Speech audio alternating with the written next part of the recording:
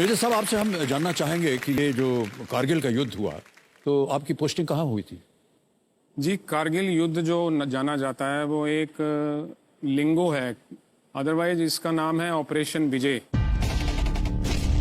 ये वॉर नहीं थी क्योंकि इंटरनेशनल बॉर्डर ब्रीच नहीं हुआ था। ये लाइन ऑफ कंट्रोल के ऊपर घुसपैठ हुई थी जिसको हमने रोका था बाद में। जी। तो कारगिल एक छोटा सा टाउन है, इसके नाम से ये मशहूर हो गई वॉर। अदरवाइज ऑपरेशन विजय में मेरी पोस्टिंग थी अखनूर सेक्टर में। अखनूर सेक्टर में भी लाइन ऑफ कंट्रोल रन करती है। लाइन ऑफ कंट्रोल के ऊपर एक छोटा सा गांव है पलनवाला, जिसको आम भाषा में डोगरी में पलांवाला बोलते हैं। तो पलांवाला के पोस्ट पे वहाँ पर मनवर तवी एक रिवर बहती है। मनवर तवी के बीचों बीच मेरी पोस्ट थी जिसका नाम PP6 था। और हमारी जो पोस्ट थी वो दुश्मन की पोस्ट से 80 मीटर दूर थी। So close. और खुला मैदान सामने। जब हम लड़ाई नहीं लड़ रहे थे तब वो भी एक सैनिक है और हम भी एक सैनिक हैं। मैं यहाँ एक बात कहना चाहूंगा दोस्तों, लड़ाई से किसी चीज में विजय नहीं प्राप्त की जा सकती। वाह वाह सर, क्या है? लड़ाई से हमेशा नुकसान होता है। कुछ लोग बेटे खो देते हैं, भाई खो देते हैं, पति खो देते हैं, और कुछ मेरे जैसे अंग खो देते हैं।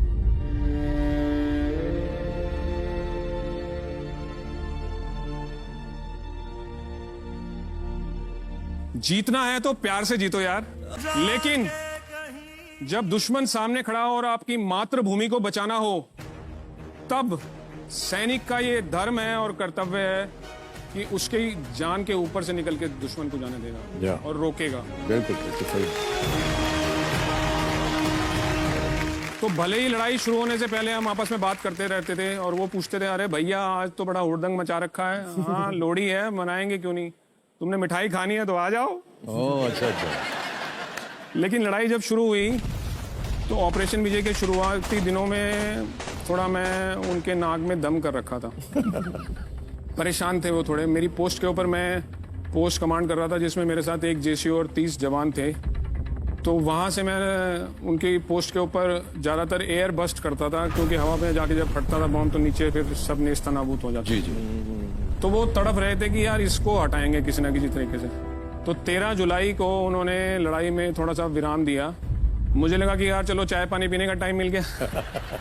लेकिन लड़ाई में ज्यादा विश्राम मिलना अच्छा नहीं होता है। इसका मतलब यह है तूफान से पहले की शांति। तो वो 2 दिन तक कुछ रेक्की करके उन्होंने मेरा घूमना फिरना उठना बैठना नोटिस किया।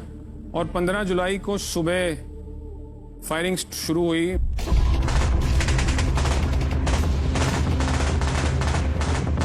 मोर्टार एक वेपन होता है, उसका बॉम्ब पैराबोलिक ट्रेजेक्ट्री लेके मेरी तरफ आया, पोस्ट पे गिरा और मेरे को उसकी आवाज से पता चल गया कि ये पीछे जाके गिरेगा, क्योंकि लड़ाई में आपको आवाज से पता चलने लग जाता है कि बॉम्ब किधर गिरेगा। लेकिन जो आपके पास गिरता है आके, वो चुपचाप आके पूछता है फट जाऊं? तो मैंने बोला यार फट जा। बस मेरे को इतना रिएक्शन टाइम मिला था कि मैं लेट पाया। 1.5 मीटर दूर गिरा था वो बॉम्ब।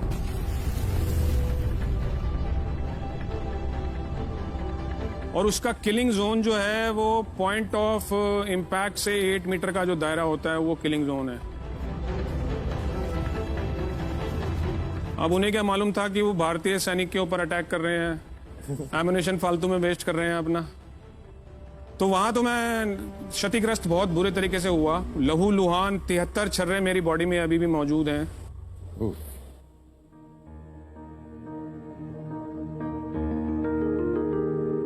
जो ड्यूटीफुली मुझे किसी ना किसी दिन तंग करते रहते हैं, उनकी पेन और मेरी हंसी में द्वंद्व चलता रहता है। और आज तक तो मेरी हंसी जीतती आ रही है। क्या बात है, क्या बात है।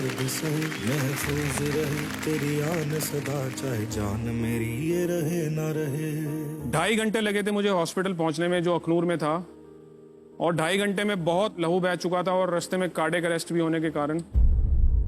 डॉक्टर साहिबान ने जब रिसीव किया तो बोला कि भैया डेड बॉडी है, मॉर्चरी में ले जाओ।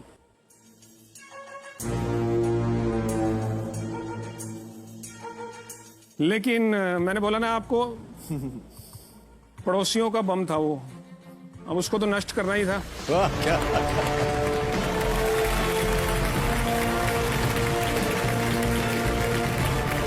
उसके बाद जो हुआ वो आप जरूर ध्यान से सुनिएगा। सब देशवासियों से हाथ जोड़ के मैं बताता हूं ये बात।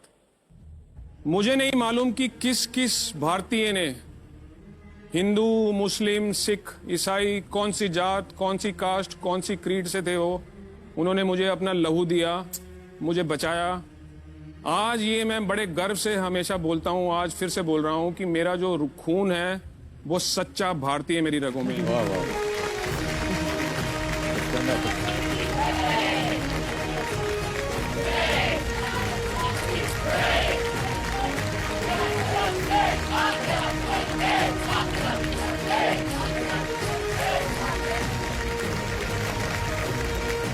भावुक कर दिया सर आपने। हाँ बिल्कुल, हम सबके दिल में क्या? भारत माता बसती है, लेकिन इनके पूरे जिस्म में बसती है। क्या बात क्या बात not only in the heart. है।